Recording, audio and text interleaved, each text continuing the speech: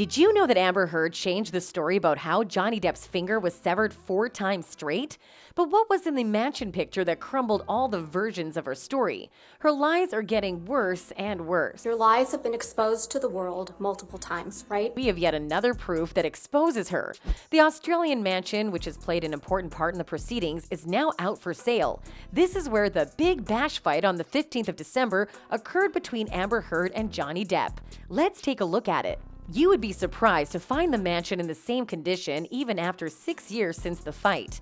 Inside and out, it still remains the same.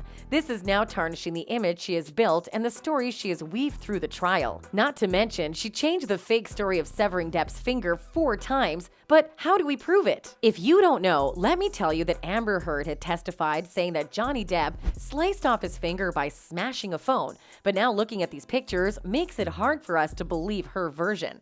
Now the million-dollar question is, where is this phone that she's claiming has severed Johnny Depp's finger? This is the latest picture where you can see a phone. There you go. Amber Heard is again proved wrong. Because as Amber Heard said, we cannot find any traces of damage on the phone. This is becoming messier by the second. So let us see what Amber has to say after this new revelation. When she was asked about the same, she weaved another lie. Shifted to the phone. There was a wall-mounted phone on the wall next to where my head was, and he went from punching the wall to like realizing there was a phone there, and he picked up the phone and he's screaming, he's like at the top of his lungs, screaming, "I fucking hate you, I fucking hate you, you ruined my fucking life," and screaming at the top of his lungs. After all that we've seen, that for sure is no surprise to us. She said there was a second wall-mounted phone next to where my head was. And he went from punching the wall to picking up the phone. He was screaming. Have you ever felt Amber Heard's so-called testimonies were convincing or believable in the first place? I just remember it being in the bathroom. I remember the sound my voice was making. I remember I lost control of my bladder. I remember just retching. I remember there was some blood on the floor. So let's see what the real estate guy has got to say. After they left, what, if any, property damage did you observe? There wasn't any. He clarifies that there is no wall-mounted phone at all. When asked again, she then says that Johnny Depp's finger was cut due to one of the items, which he broke while smashing.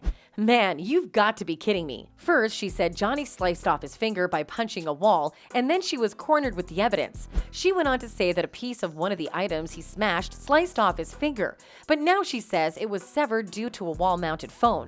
How many times is she going to change her script? And to add to that, she always stared at the jury as if she was checking whether they were buying her story or not.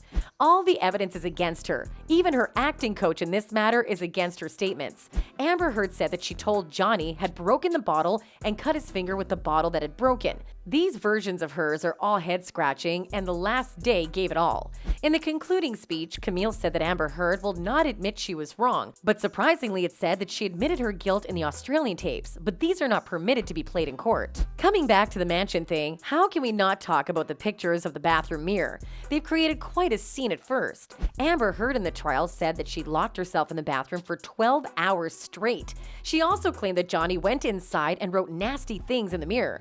That means there has to be another entrance since she locked herself up, right? But the evidence that we recently received says otherwise. As per the layout, there's only one way to enter or exit the bathroom. And Amber Heard did not mention Johnny barging into the room, but rather she implied he had used another entrance and wrote on the mirror.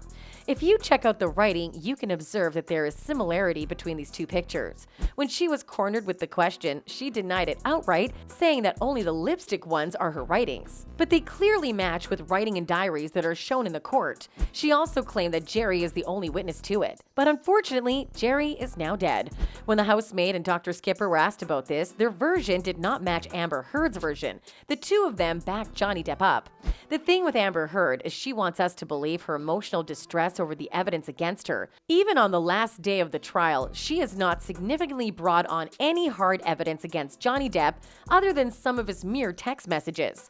She played the child card saying people are threatening to kill her and microwave her 1-year-old daughter. Many of of the claims of Amber Heard are somehow linked to this mansion.